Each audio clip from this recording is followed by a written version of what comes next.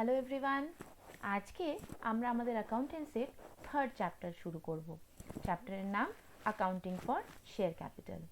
এবার before I start up with the chapter accounting for share capital, তোমাদেরকে ছোট্ট একটুখানি জিস্ট বলে দিই। Now this chapter is basically all about joint stock company. আমরা sole proprietorship পড়েছি, পার্টনারশিপ পড়েছি, কোঅপারেটিভস পড়েছি এবং জয়েন্ট স্টক কোম্পানি পড়েছি। মনে আছে তো?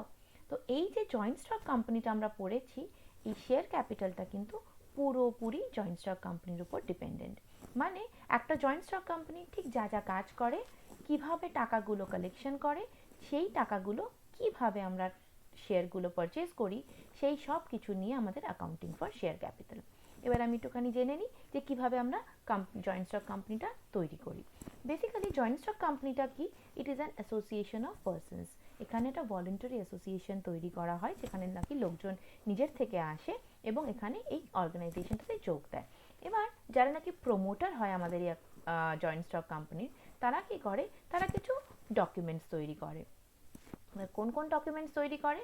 মেমোরান্ডাম অফ অ্যাসোসিয়েশন তৈরি করে, আর্টিকেলস অফ অ্যাসোসিয়েশন তৈরি করে, প্রসপেক্টাস তৈরি করে, এরকম অনেক ডকুমেন্টস তৈরি করে। এই ডকুমেন্টসগুলো তৈরি করে নিয়ে তারা কি করে?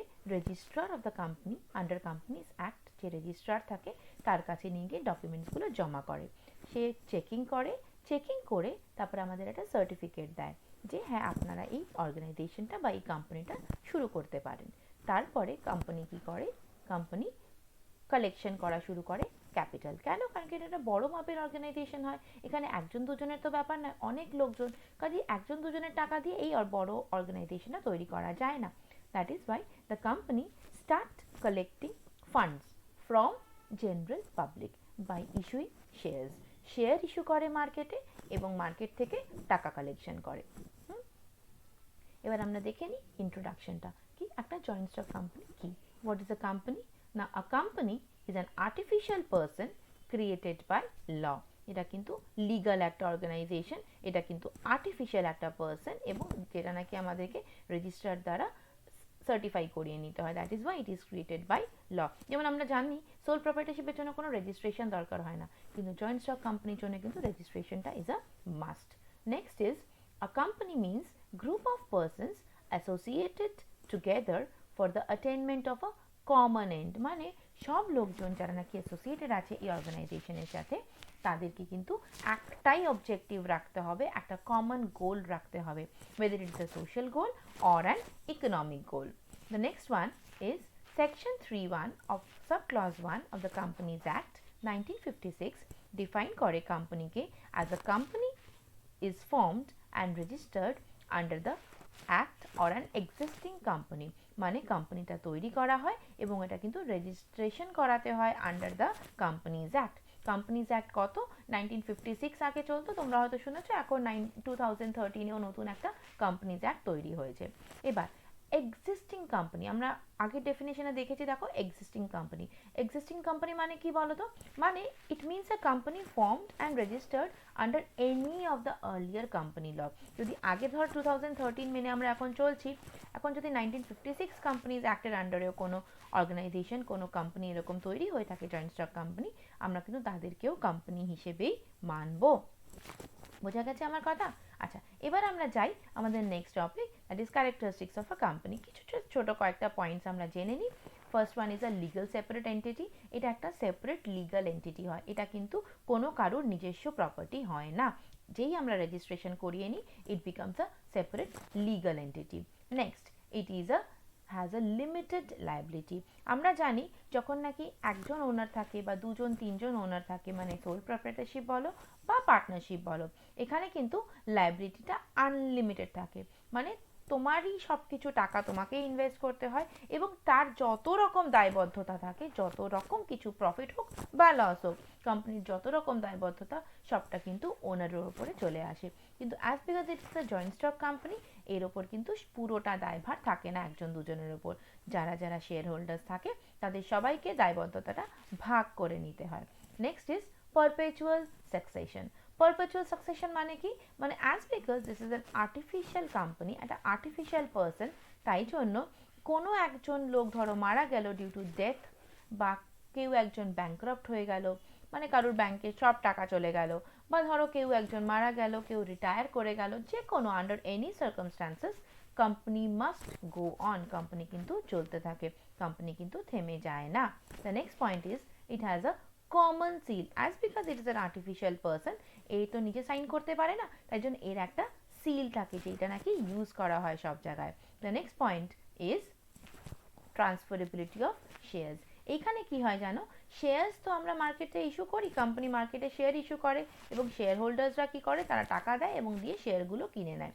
এবার ধরো একজন, আজকে আমি একটা শেয়ার কিনলাম কোম্পানির, এবার আমার আজকে মনে হচ্ছে কালকে যে আমার ভালো লাগছে না, এই শেয়ারটা আমি কন্টিনিউ করতে চাই না, আমি কি করব, আমার এই কোম্পানির শেয়ারটাকে আমি বিক্রি করে দেবো।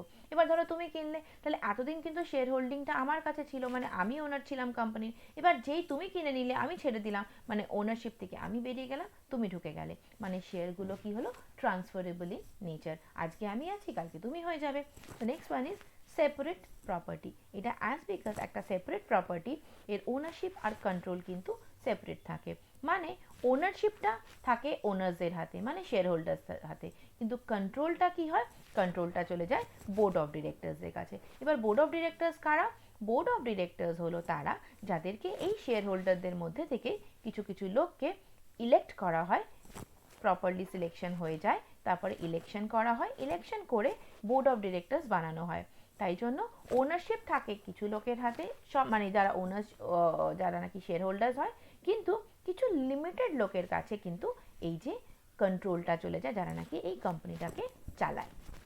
ঠিক আছে,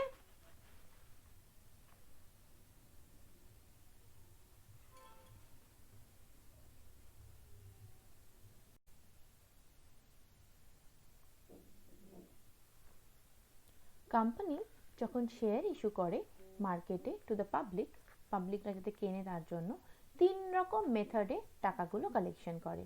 একটা করে লামসাম পেমেন্ট। লামসাম পেমেন্ট মানে তুমি একবারে পুরোটা টাকা দিয়ে দাও, যতটা তুমি শেয়ার পারচেজ করতে চাও ততটার যতটা টাকা হয় তুমি দিয়ে দিলে এবং কোম্পানি তোমার নামে শেয়ারটা দিয়ে দিল। This is a lump sum payment. Number 2, installment payment. Installment payment মানে তুমি যখন কিনতে যাচ্ছ তুমি একটা ডাউন পেমেন্ট করে দিচ্ছ, আর তোমার ডাউন পেমেন্টের পরে বাকি যে ব্যালেন্স টাকাটা থাকে ওটা তুমি পার্ট বাই পার্ট প্রত্যেক মাসে মাসে ইনস্টলমেন্ট পেমেন্ট করো। জানো তো এটা? সিমিলারলি হিয়ার অলসো কোম্পানি যে শেয়ারটা সেল আউট করে টু দ্য পাবলিক, প্রথমে একটা লামসাম পেমেন্ট করে দিতে হয়, তারপরে ডাউন পেমেন্টের পরে যখন বাকি যে ব্যালেন্সটা থাকে সেটাকে আমরা কখনো 3 ইকুয়াল ইনস্টলমেন্টস, কখনো 4 ইকুয়াল ইনস্টলমেন্টসে আমরা পেমেন্ট করে দিই। ঠিক আছে। আর নাম্বার 3 হলো কনসিডারেশন আদার দ্যান ক্যাশ। মানে আমরা ক্যাশে নয়, আমরা অন্য কোনো কনসিডারেশনে, অনেক সময় হয় আমরা অ্যাসেট সিএ করি, তো কনসিডারেশন আদার দ্যান ক্যাশ, অন্য যে কোনো কনসিডারেশন দিয়ে আমরা পেমেন্টটা করতে পারি for purchase of the shares. এবার আমাদের এই চ্যাপ্টারে যে মেইন দরকার, আমাদের লামসাম পেমেন্ট দিয়ে কাজ নেই, আমাদের মেইন দরকার হলো ইনস্টলমেন্ট মেথড। এবার ইনস্টলমেন্ট মেথডটা কিভাবে করি আমি দেখে নিই। এই ইনস্টলমেন্ট মেথডের জন্য আমাদের 3-4টে স্টেজ হয়। Number 1 is application stage, number 2 allotment stage, and number 3 call stage. এবার এই অ্যাপ্লিকেশন স্টেজটা কি? এই অ্যাপ্লিকেশন স্টেজটা হলো সবথেকে প্রথম স্টেজ, যেখানে নাকি শেয়ার হোল্ডার্সরা, যারা নাকি শেয়ারটা পারচেজ করতে চায়, তারা কি করে, একটা অ্যাপ্লিকেশন করে টু দ্য কোম্পানি যে আমি আপনার এতগুলো শেয়ার পারচেজ করতে চাই, অ্যালং উইথ দ্য অ্যাপ্লিকেশন মানি। মানে যে স্টেজে কিছু কিছু টাকা ঠিক করা থাকে, যে অ্যাপ্লিকেশন স্টেজে এত টাকা, অ্যালটমেন্ট স্টেজে এত টাকা দিতে হবে, কল স্টেজে এত টাকা দিতে হবে, ওই যে অ্যাপ্লিকেশন স্টেজের টাকাটা থাকে, ওই টাকাটা দিয়ে কোম্পানিকে অ্যাপ্লাই করতে হয় যে আমি আপনার এতগুলো শেয়ার পারচেজ করতে চাই, এবং তার সাথে একটা অ্যাপ্লিকেশন মানি দিয়ে দেওয়া হয়। তখন কোম্পানি ওই অ্যাপ্লিকেশনের টাকাটা পায়, সে তারপরে কি করে, নেক্সট স্টেজে যায়, অ্যালটমেন্ট স্টেজ। যখন সে অ্যালটমেন্ট স্টেজে যায়, অ্যালটমেন্ট স্টেজে গিয়ে অ্যালটমেন্টের টাকা চায়, অ্যালটমেন্টের টাকা দিতে হয়, এবং ফাইনালি কল স্টেজে গিয়ে কখনো কোনো কোম্পানি কি করে, আইদার একটা কল করে, that is only one call, call স্টেজে, আবার কোনো কোম্পানি দুটো কলে ভাগ করে দেয়, that is first call and final call.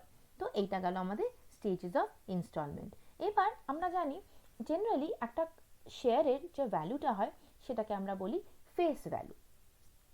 যেমন ধরো একটা শেয়ারের দাম হলো, একটা শেয়ারের দাম হলো 10 টাকা, ঠিক আছে, that is called face value of the share.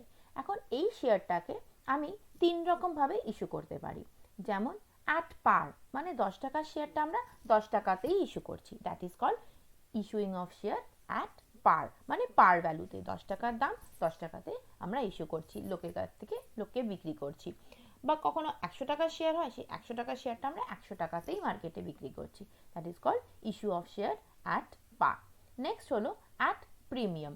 যখন কোনো কোম্পানির খুব ভালো গুডউইল হয়ে যায় না, মানে মার্কেটে কোম্পানির খুব নাম, তখন কি হয়, তখন আমরা 10 টাকার শেয়ারটা কিন্তু 12 টাকাতে বিক্রি করতে পারি এবং লোকে সেটা কিনবেও। কেন? কারণ কি আমার কোম্পানির লসে রান করে না, আমার কোম্পানির খুব প্রফিটেবল কোম্পানি, আমার কোম্পানির গুডউইলটা প্রচুর ভালো।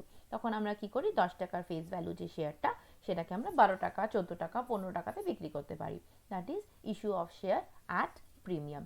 আর যখন কোনো নতুন কোম্পানি হয়, তখন তারা ভয়ে থাকে যে আমার কোম্পানির শেয়ার লোকে কিনবে তো, তখন আমরা কি করি, কোম্পানি ইস্যু করে অ্যাট ডিসকাউন্ট, মানে 10 টাকা ফেস ভ্যালু হলে সেটাকে আমরা 8 টাকা বা 9 টাকাতে বিক্রি করি।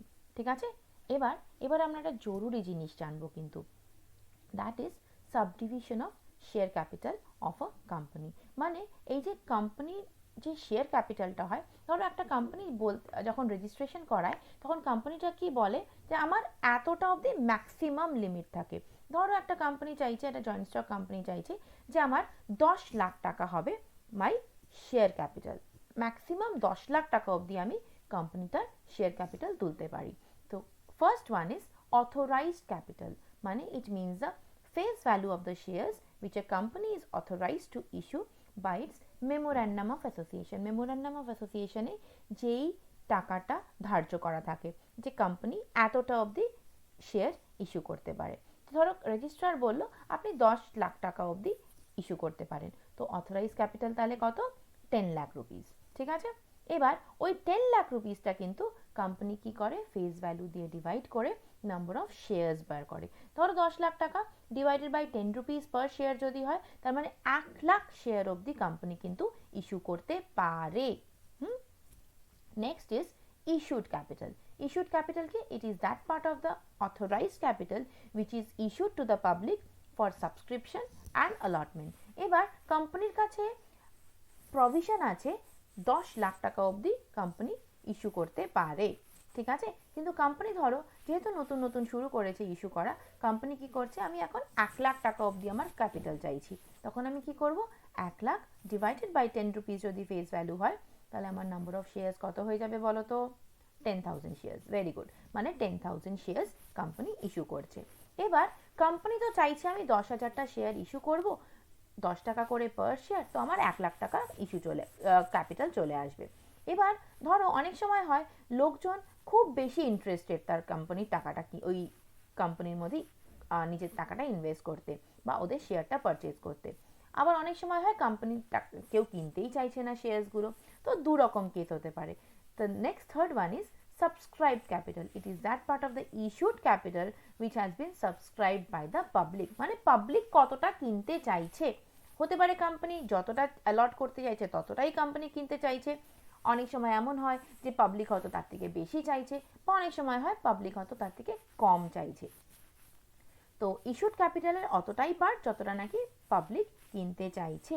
ধরো কোম্পানির যে ক্যাপিটাল ছিল, আমরা 10,000 শেয়ার দেখেছিলাম, ওই 10,000 শেয়ারের মধ্যে পাবলিক কিনতে চাইছে 12,000 শেয়ার, মানে 10,000 শেয়ারের থেকেও বেশি কিনতে চাইছে, that is called over subscription. আর যদি ধরো লোক কিনতেই চাইছে না, আমরা 10,000 বিক্রি করতে চাইছি কিন্তু লোক শুধু 8,000 শেয়ার পারচেজ করতে চাইছে, that will be called as under subscription. আমার ক্লিয়ার? তো সাবস্ক্রিপশন হয় 10,000 পারচেজ করতে চাইছে মানুষ, বা 12,000 করতে চাইছে, বা 8,000 করতে চাইছে। 10,000 করলে তো কোনো অসুবিধা নেই, যতটা আমি বিক্রি করতে চাইছি তুমি ততটা কিনতে চাইছো, দ্যাট ইজ নর্মাল সাবস্ক্রিপশন। যদি আমি বেশি কিনতে চাই, ওভার সাবস্ক্রিপশন, আর যদি আমি কম কিনতে চাই, আন্ডার সাবস্ক্রিপশন। ঠিক আছে, এবার next is called up capital. এবার কোম্পানির ডিরেক্টরসরা কি করে, ধরো কোম্পানির ডিরেক্টরসরা চাইছে, it is that part of the subscribed capital which the directors have called up in order to carry on the business of the company.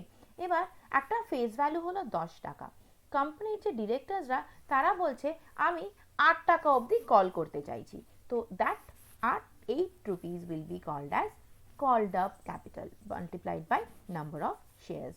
So it is that part of the subscribed capital which the directors have called up. 8 টাকা অবধি call করলো, তো called up ওটাকে আমরা called up capital বলবো। Next one is paid up capital. It is that part of the called up capital which is actually received in cash by the company. অনেক সময় আমরা চাই 8 টাকা অবধি, কিন্তু লোকজন কি করছে, লোকজন 6 টাকা অবধি পেমেন্ট করতে পারছে, তাহলে 6 টাকা অবধি কি হবে আমার paid up capital multiplied by number of shares. মানে ধরো আমি 10,000 শেয়ার ইস্যু করতে চাইছিলাম, লোক খালি 6 টাকা অবধি দিয়েছে, তাহলে আমার 6 rupees multiplied by 10,000 shares will be known 60,000 will be my paid up capital. আর next one is uncalled capital, যেইগুলো পেড আপ নয় দ্যাট ইজ আনকল্ড ক্যাপিটাল। মানে ধরো আমার 2 টাকা বাকি থেকে যাচ্ছে, আমার কল আপ করেছিলাম 8 টাকা অবধি, সো আনকল্ড কোনটা থেকে যাচ্ছে, 2 টাকাটা থেকে যাচ্ছে। তো ইট is that part of the subscribe capital which has not yet been called up by the directors. The difference between the subscribed capital and the called up capital is represented as uncalled capital. এবার আমরা theory পার্টটা পুরো complete করে নিয়েছি, let us come to the practical portion. এবার দেখো আমি তোমাদেরকে বলেছি যে প্রত্যেকটা শেয়ারকে আমরা যে ইনস্টলমেন্টে ভাগ করি, আমি তোমাদেরকে বলেছিলাম ফার্স্ট হলো অ্যাপ্লিকেশন স্টেজ, তারপরে হয় অ্যালটমেন্ট স্টেজ, তারপরে হয় কল স্টেজ, ঠিক আছে। তো আমি একটা ছোট্ট এক্সাম্পল তোমাদেরকে দিচ্ছি। ধরো একটা শেয়ারের ফেস ভ্যালু হলো 10 টাকা, তো যদি 10 টাকা হয় তো কোম্পানি কি করে, 4টে পার্টে এটাকে ডিভাইড করে নেয়। অ্যাপ্লিকেশন স্টেজে ধরো 3 টাকা দিচ্ছে, অ্যালটমেন্ট স্টেজে 3 টাকা দিচ্ছে, ফার্স্ট কলে 2 টাকা দিচ্ছে, আর ফাইনাল কলে 2 টাকা দিচ্ছে। তো টোটাল 3 + 3 6, 6 + 4 10, 10 টাকা ফেস ভ্যালু হয়ে গেল। এবার কি করে আমরা শেয়ারগুলোকে ডিস্ট্রিবিউট করব, বা তার জন্য আমরা কি কি জার্নাল এন্ট্রিজ পাস করব। জেনারেলি প্রত্যেকটা স্টেজের জন্য আমরা জানি 2টো করে এন্ট্রি হয়, একটা হলো ডিউর এন্ট্রি, একটা হলো রিসিটের এন্ট্রি। যখন প্রথমে ডিউ হয় তখন ডিউর এন্ট্রি পাস করি, যখন আমরা রিসিভ করি তখন রিসিভের এন্ট্রি পাস করি। প্রথম অ্যাপ্লিকেশন স্টেজে কি হয়, অ্যাপ্লিকেশন স্টেজে আমরা ফার্স্ট এন্ট্রিটা যখন অ্যাপ্লিকেশনটা পাই, কোম্পানি যখন অ্যাপ্লিকেশন পায় ফ্রম দ্য শেয়ার হোল্ডার্স যে আমি আপনার কাছ থেকে এতটা শেয়ার পারচেজ করতে চাই, তখন তারা কি করে, তখন তারা টাকাটা অ্যালং উইথ দ্য অ্যাপ্লিকেশন মানি দিয়ে দেয়। তো অ্যাপ্লিকেশন মানি যখন কোম্পানি পাচ্ছে, তো bank account debit to equity share application account. ধরো একটা লোক 10টা শেয়ার পারচেজ করতে চাইছে, 10টা শেয়ারের জন্য সে কত টাকা করে দেবে, he will pay ₹3 per share, তাহলে 10 × 3, 10টা শেয়ারের জন্য সে 3 টাকা করে দেবে। Similarly bank account debit to equity share application, that is ₹30। বোঝা গেল? এবার নাও যখনই আমি ডিউর এন্ট্রিটা পাস করে দিলাম, এরপর আমরা ক্যাপিটাল অ্যাকাউন্টে টাকাটাকে ট্রান্সফার করে দেব, দ্যাট ইজ রিসিভ হয়ে যাবে। তো equity share application account debit to equity share capital, similarly ₹30 হয়ে গেল।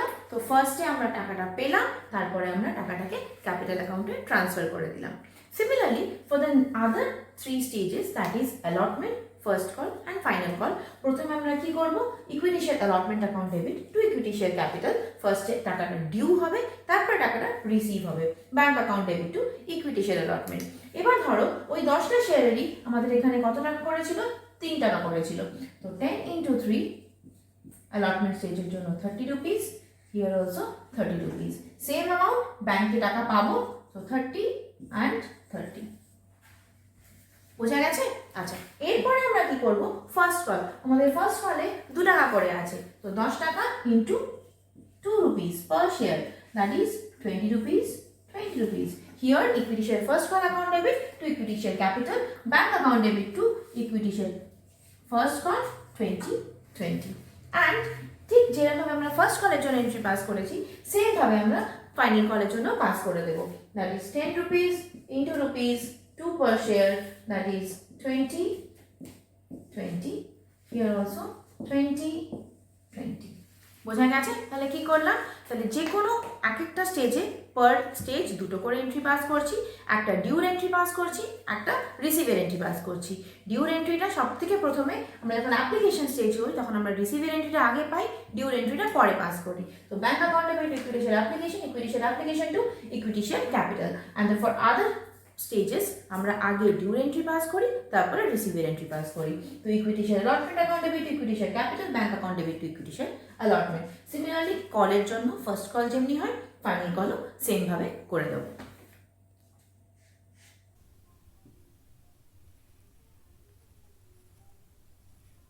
আচ্ছা, আমরা জার্নাল এন্ট্রিজ তো জেনে নিয়েছি কিভাবে জার্নাল এন্ট্রিজ পাস করতে হয়, চলো এবার চট করে আমরা অঙ্কটা করে নিই। হ্যাঁ, Beta Company Limited issued 10,000 equity shares at rupees 10 each at par. মানে কোম্পানি কতগুলো ইকুইটি শেয়ার ইস্যু করছে? 10,000টা করছে, এবং এক একটা শেয়ারের ফেস ভ্যালু কত? 10 টাকা করে, ঠিক আছে? এবং 10 টাকার শেয়ারটা পারেই ইস্যু করছে, মানে ফেস ভ্যালুতেই ইস্যু করছে, না প্রিমিয়াম না discount. The share money was payable as, ওই 10 টাকাটাকে কিভাবে ডিস্ট্রিবিউট করেছে দেখো, চারটে কলে। একটা হলো application rupees 3, allotment rupees 2, first call rupees 2 and final call rupees 3, মানে 3 2 5 plus 2 8 7 plus 3 10. Now the application for all the shares were duly received and the shares were properly allotted. Company কি করেছে?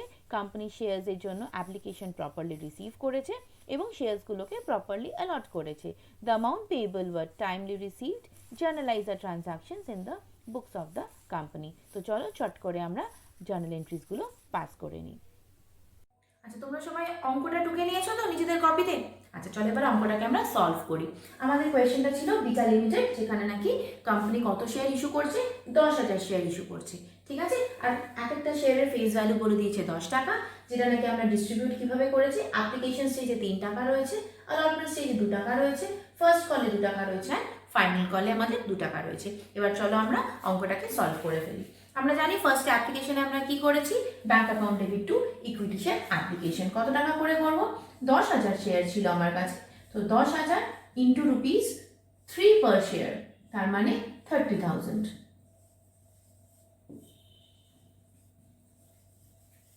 ঠিক আছে? আচ্ছা, now same amount application equity share application account debit to equity share capital. সবাই লিখে ফেলো 30,000। 30,000 কেন হচ্ছে বুঝতে পারছো তো?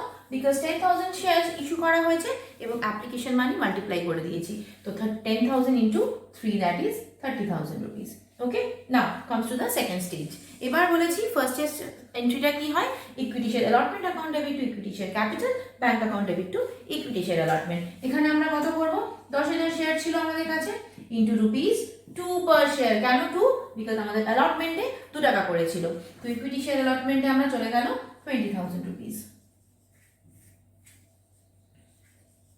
Similarly, for bank account to equity share allotment 20,000 only. বুঝতে পেরেছো কি হলো? এবার আমরা চলে আসবো আমাদের ফার্স্ট কলে। ফার্স্ট কলে দেখো কত টাকা করেছিল? 2 টাকা করেছিল, তো same thing 10,000 shares into rupees 2 per share for the first call, that is 20,000. ব্যাংকেও transfer করে দেবো 20,000 টাকা করে। and final কলে we were left out with 3 টাকা। আর ইকুইটি শেয়ার ফাইনাল কলে আমাদের 3 টাকা বাকি থেকে যাচ্ছে, তাহলে ইকুইটি শেয়ার ফাইনাল কলে আমরা কি করব না, 10,000 শেয়ার্স আমাদের কাছে যেটা ছিল 10,000 শেয়ার্স ইন্টু রুপিস 3 পার শেয়ার, কারণ কি আমাদের ফাইনাল কলে 3 টাকা করে আছে, তাহলে আমাদের ভ্যালু এসে যাচ্ছে এখানে 30,000।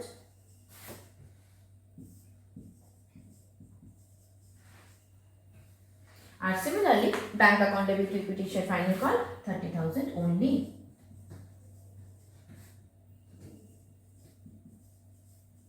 ঠিক, সবাই বুঝতে পারলে তো কি করলাম?